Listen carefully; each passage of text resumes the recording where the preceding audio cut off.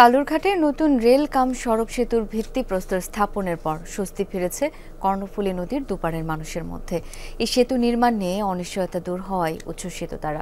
আজ হয়েছে আনন্দ মিছিল। ভুক্তভোগীদের দীর্ঘদিনের আন্দোলন সংগ্রাম সফল। এবার পারাপারে জনদুর্ভোগ লাঘবে সেতুটি নির্মাণ কাজ দ্রুত শুরুর করার দাবি স্থানীয়দের। গ্লিটারের টুইন লেমন ও অ্যান্টিব্যাকটেরিয়াল ফর্মুলা বাসনকে চকচকে জীবাণুমুক্ত করে আমাদের দেয় গ্লিটার গ্যারান্টি। চট্টগ্রাম শহর থেকে বোয়ালখালীর মানুষের যাতায়াতে বছরের পর বছরের যে জনদুর্ভোগ একটিমাত্র ঘোষণা পাল্টে দিয়েছে পুরো জনপদের চিত্র।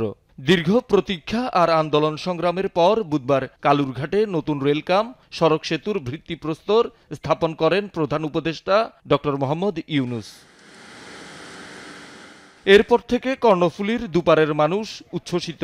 বৃহস্পতিবার সকালে অন্তর্বর্তী সরকারকে ধন্যবাদ জানিয়ে আনন্দ মিছিল বের করে বোয়ালখালীর বাসিন্দারা। ভিত্তি স্থাপন করে গেছে। আমরা বোয়ালখালীবাসী, পটিয়াবাসী, জনসাধারণ আমরা অনেক আনন্দিত। প্রত্যাশা পূরণ হয়েছে, এই জন্য আল্লাহর দরবারে লাখো কোটি শুকরিয়া জ্ঞাপন করি। এই কালুঘাট ব্রিজ নিয়ে চট্টগ্রামের দক্ষিণের মানুষ অনেক বিব্রত। আমরা খুশিতে আত্মহারা আমরা বোঝাতে পারছি না, ভাষায় প্রকাশ করতে পারছি না।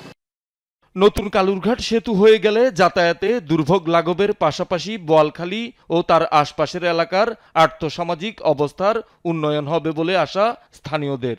আমাদের ছেলে মেয়েরা যারা আছে, অনেক সময় আমরা শহরে লেখাপড়া করাতে পারি নাই আসা যাওয়ার কারণে। এই বোয়ালখালী সেতুর মাধ্যমে আমরা আল্লাহর রহমতে অনেক ভালোর দিকে চলে যাবো। এখানে আবাসিক এরিয়ার মতো ইনশাল্লাহ হয়ে যাবে। আমাদের এখানে পাহাড়ি অঞ্চল আছে, এখানে পর্যাপ্ত পরিমাণে জায়গা আছে, মিলি ইন্ডাস্ট্রি করার মতো সবকিছু আমাদের এখানে আছে।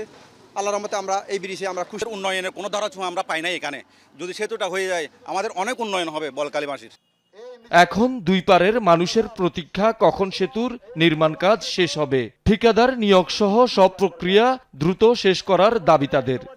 এই সেতু আর কোনো বাধা বিঘ্ন না থাকে, নির্বিঘ্নভাবে এই সেতু যাতে নির্মাণ কাজ সম্পন্ন হয়। এখানে আন্তর্জাতিক কন্ডাক্টর কাজ করবে, আন্তর্জাতিক পরামর্শক নিয়োগ করা হচ্ছে, এটাও আন্তর্জাতিক টেন্ডারের মাধ্যমে হচ্ছে। এটালে অনেক তালবাহানা হয়, অনেক রকম বিভিন্ন রকম ষড়যন্ত্র হয়।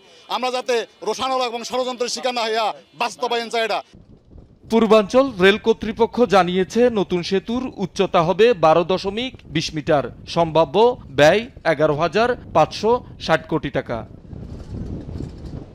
শহীদুল সুমন, যমুনা নিউজ, চট্টগ্রাম।